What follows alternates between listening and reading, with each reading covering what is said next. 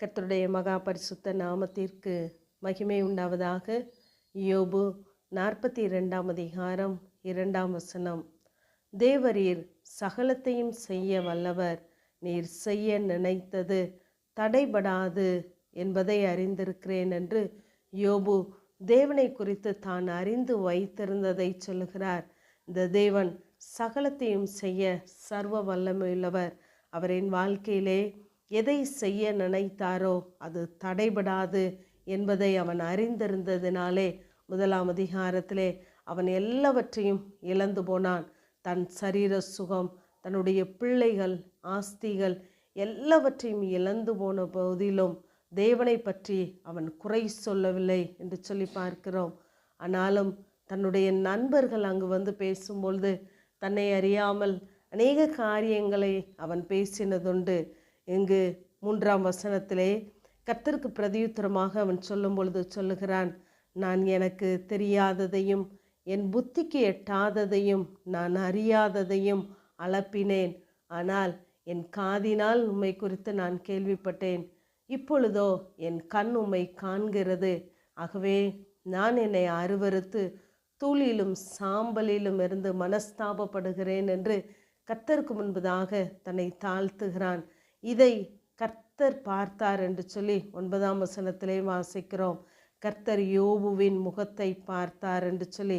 கர்த்தருடைய பார்வை நம்மேலே இருக்குமானால் நம்முடைய குறைகள் எல்லாம் அங்கு மாற்றப்படுகிறது.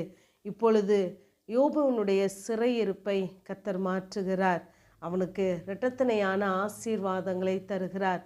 11 இப்படி ஆசீர்வதிக்கப்பட்டவனை பார்த்து இப்பொழுது அவர்களுடைய சகோதரர்கள், சகோதரிகள், அறிமுகமான அனைவரும் வந்து அவனோடு கூட போஜனம் பண்ணி அவனுக்கு ஆறுதல் சொன்னார்கள் என்று வாசிக்கிறோம். நம்முடைய வாழ்க்கையிலும் இதை அநேக நேரத்திலே நாம் அனுபவித்திருந்திருப்போம். நாம் நிறைவாய் இருக்கும் பொழுது நம்மை தேடி அநேகர் வருவார்கள். ஆனால் நாம் ஒன்றுமில்லாமல் இருக்கும் பொழுது நம்மை தேடுவார், நம்மை தேற்றுவார் ஒருவரும் இல்லை. ஆனால் நம்முடைய வாழ்க்கையிலே கர்த்தருடைய பார்வை நம்மேலே படுமானால் சகலத்தையும் செய்ய வல்லவர்.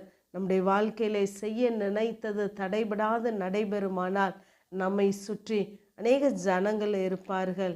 இங்கு ஒரு கூட்ட ஜனங்கள் தாங்கள் செய்ய நினைத்தது தடைபடாது என்று அங்கு ஒரு பெரிய கோபுரத்தை கட்டுகிறார்கள்.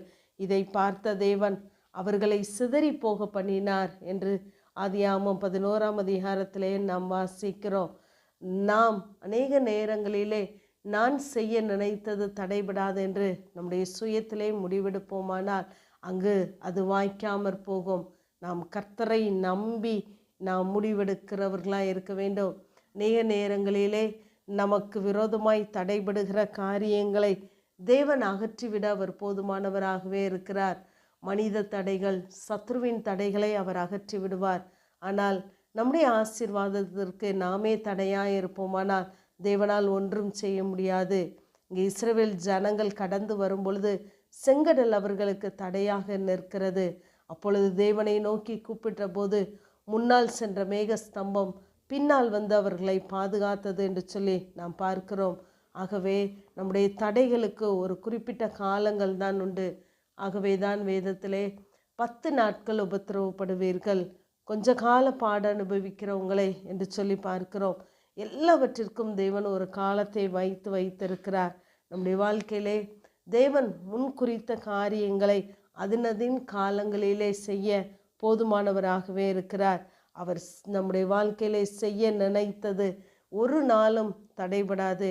ஆகவே நம்முடைய வாழ்க்கையிலே முன்கடந்து செல்கிறவராய், நம்முடைய கோணலானவைகளை நேராக்குகிறவர், கரடானவைகளை சமமாக்குகிறவர் ராஜாவாகிய தேவன் நமக்கு முன்பாக போகிறார்.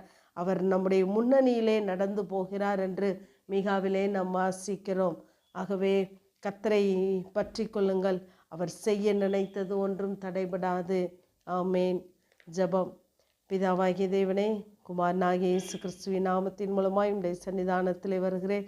தடைகளை நீக்கி போடுகிறவர் அவர்களுக்கு முன்பாக நடந்து போகிறார் என்ற வேத வார்த்தையின்படி ஆண்டவரே, இப்பொழுதும் எல்லா தடைகளையும் நீக்கி உடைய இரட்டிப்பான ஆசீர்வாதங்களை நீர் எங்களுக்கு தரும்படியாய் ஜெபிக்கிறோம். இயேசுவின் மூலம் ஜெபங்க எங்கள் நல்ல பிதாவே. ஆமென்.